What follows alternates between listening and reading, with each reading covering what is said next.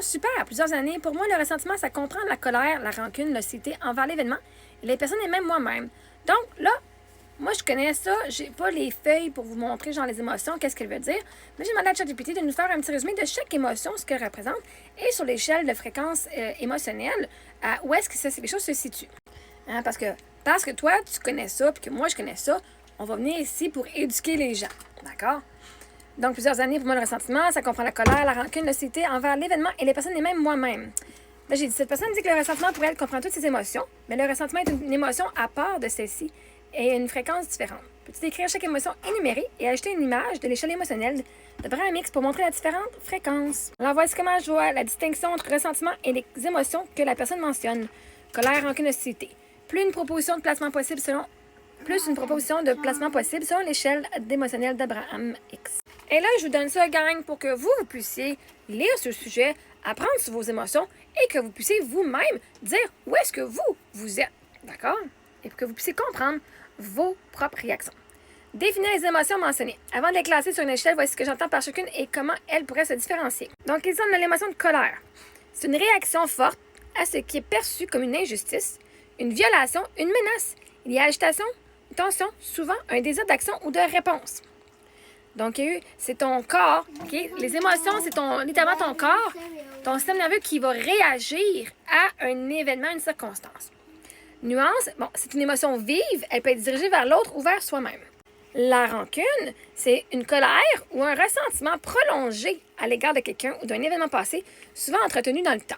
C'est comme une colère qui s'est enracinée, elle mêle souvenir, reproche, souhait de revanche implicite. L'hostilité, une attitude, une disposition constante de méfiance, de fermeture, voire d'agressivité latente envers une personne ou un groupe. C'est moins ponctuel que la colère, mais plus une posture, une tendance relationnelle. Le ressentiment, c'est un mélange émotionnel, souvent de la rancune, de la colère, de l'amertume, un sentiment d'injustice non résolu. C'est une émotion plus diffuse, habituellement liée à la mémoire et à la rumination. Le ressentiment est souvent moins explosif que la colère pure, mais plus persistant. Il peut s'inscrire dans le temps, devenir une énergie souterraine. Et c'est pour ça que c'est important que quand tu vis de la colère, que tu ne la refoules pas.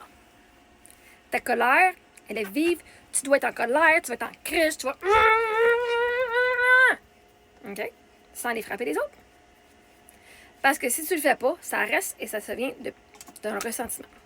Donc, le ressentiment n'est pas exactement la même chose que la colère ou l'hostilité. C'est plus composite, plus prolongé, souvent moins clair, mais plus tenace.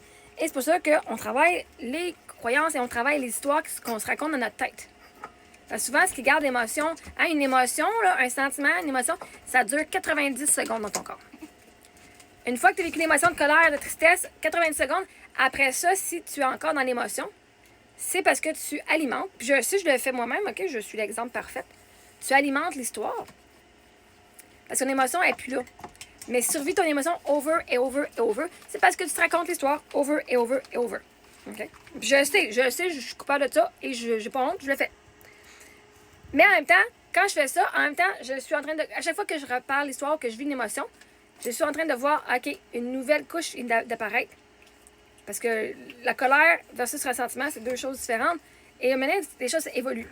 Je vais vous montrer ici l'échelle émotionnelle. OK? On peut voir dans le bas, là c'est en anglais, je vais juste faire ça vite en anglais. Tu sais, ici, là, dans le bas. OK? Émotionnellement, énergétiquement, ils ont des fréquences et c'est mesuré en hertz, comme la musique, okay? Comme le son. Peur, chagrin, dépression, désespoir et impuissance. Si tu vis ça, t'es au bas, littéralement, de ça. Après ça, quelque chose qui semble... C'est comme moi je dis, le but, c'est de se trouver quelque chose de plus satisfaisant. Tu as 2-3 choix, lequel est le plus satisfaisant? Entre la peur, chacun la dépression, le désespoir et l'impuissance, si tu peux décider de dire, là, je me sens insécure, au lieu de vivre la peur, tu vis une insécurité. Direct là, tu viens d'améliorer. Tu viens d'être plus légère. Au dehors du chagrin, la dépression, maintenant, tu vis de la culpabilité. Tu te sens coupable. Le monde n'aime pas ça, s'asseoir dans leur culpabilité. Oh my God, qui aime pas ça, c'est pas le fun. Mais vois-tu, c'est mieux de se sentir coupable que de se sentir dépressif ou en impuissance ou l'indignité. La jalousie, le monde, oh my God, c'est toute une gang de jaloux. Mais c'est pas grave, parce que peut-être qu'hier, ils se sentaient coupables. Et là, s'ils sentent de la jalousie, leur émotion a évolué. Je me sens pas à faire quelque chose versus, oh my God, je veux ce qu'ils veulent. OK? La haine et la rage.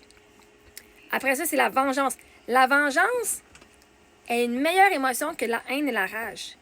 Fait que pour quelqu'un, là, qui étaient abusés. Ils sont dans la peur. Si je parle, je vais me faire taper dessus. Dépression, désespoir, ils ne peuvent plus rien faire, je ne peux plus sortir de mes circonstances. Quand ils sont en colère, quand ils sont enragés, puis ils ont de la haine dans les yeux, mais vois-tu, ils ont sorti de leur impuissance. C'est une bonne affaire. Puis la colère aussi. La manée, ils vont vivre la colère, c'est avec le découragement. Oh my God. Mais le découragement n'est pas la dépression. OK? C'est pour ça que tout le monde dit, je me sens dépressif. Non, tu te sens découragé. Il faut que tu célèbres, là, OK? C'est pas la même affaire. Tu te sens pas impuissant. Tu te sens découragé parce que tu sens que tu peux pas rien faire. Mais tu sais que tu peux faire quelque chose, juste être en colère. Voyez-vous, quand moi, je partage ma colère, quand moi, je partage ce que j'ai vécu, puis que vous êtes, my God, t'es tombé en colère, non, mais ouais, mais regarde où ce que j'étais avant. J'étais dans la culpabilité pendant des années, l'insécurité, de la peur. J'ai encore des peurs, mais je vis pas là. OK? De désespoir. Oh my God, que je vais faire, là? Mon mari était mort. Le monde m'abuse. Le monde me traite comme rien. Je peux pas rien faire. OK? Mais là, à cette heure, si je suis en colère, moi, je me célèbre. Parce que vois-tu ce que j'étais avant? Le blâme. Les autres vont te blâmer. Ils vont te blâmer toi. Ils vont te blâmer. Ils vont blâmer. Ils vont blâmer. Et vois-tu? Blâmer quelqu'un veut dire que t'es plus impuissant. T'es en train de reprendre ta puissance. Blâmer les autres, le monde va arrêter de blâmer les autres. C'est parce qu'avant, là, je vais dans la peur, je n'osais même pas parler. Fait que là, de dire, ben là, je peux au moins dire, je blâme quelqu'un pour l'agression qu'ils ont faite. Parce qu'avant, je me blâmais moi-même. Je me sentais coupable. Si tu te sens coupable, c'est parce que tu te blâmes toi-même d'avoir fait quelque chose. Sinon, sinon, tu ne te sentais pas coupable. Fait que oui, blâmer les autres, c'est une chose. Mais c'est mieux que la colère. C'est mieux de blâmer quelqu'un d'autre que d'être en crise, puis en colère, puis de vouloir aller les tuer. Émotionnellement, c'est mieux. Le souci, voyez-vous, t'as la peur au plus bas. Vraiment, comme t'attends. L'insécurité. Bon, tu vas te checker, je me sens un peu insécure. Mais tu ne seras pas dans la peur, tu vas dans l'insécurité. Et là, le souci. Je me soucie de ça. Voyez-tu la différence entre le souci, l'insécurité et la peur? Il y en a un, la peur, tu vas être figé. Alors que le souci, tu vas quand même faire ça. Bon, OK. Je ressens un petit... Peut-être que c'est quelque chose que je vois qui pourrait, genre, arriver quelque chose de mal, mais pas au point de le croire, vraiment, ouais. Après ça, le doute. Je suis pas sûre. Non, je suis pas sûre. Je dois douter, whatever que je dois avoir du souci. Si je regarde d'une autre façon. C'est une déception. Là, tu vas être triste. C'est même pas la tristesse, c'est juste, t'es déçu. On sait tellement pas être déçu. Je préfère être déçu que d'avoir dans la tristesse. Parce que dans la peur, chagrin, le chagrin, c'est la tristesse. De pleurer parce que t'es triste puis ça reste là.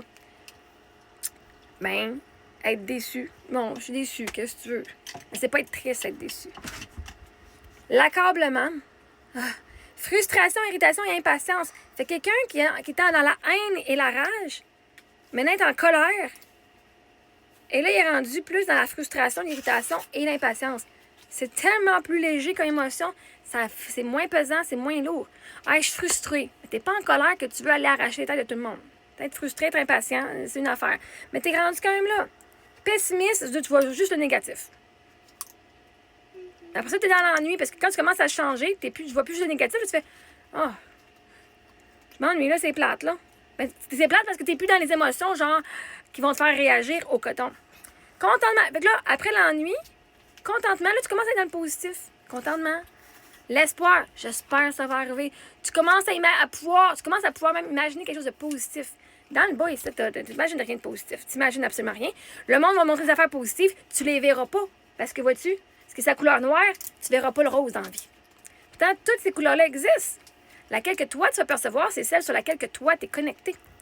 Après ça, l'espoir, optimiste, ça veut dire que tu vois les choses négatives, mais tu choisis de focusser sur le positif.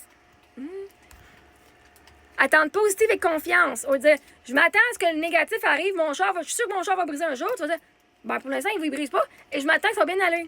De pouvoir, c'est une compétence, guys, de pouvoir penser de façon positive, avoir confiance dans la foi. Enthousiasme, empressement et bonheur, passion, joie, savoir, maîtrise personnelle, liberté, amour et appréciation. Fait que ces émotions-là, l'hostilité, la rancune, ils s'en vont ici, là. C'est pour ça que c'est bien d'aller les vivre. Pas juste de les penser dans ta tête et de faire de la pénible, mais aussi de vivre l'émotion. Si tu vis ta colère tout de suite, ben tu vas remonter. Tu vas juste te sentir découragé. Absolument, mais tu vas pouvoir commencer. Fait que votre progression, guys, c'est pas d'être parfait, de dire j'ai plus une émotion négative. Elles sont pas négatives, c'est des émotions plus lourdes. Mais va t'aimer il va les vivre, tu vas te relever.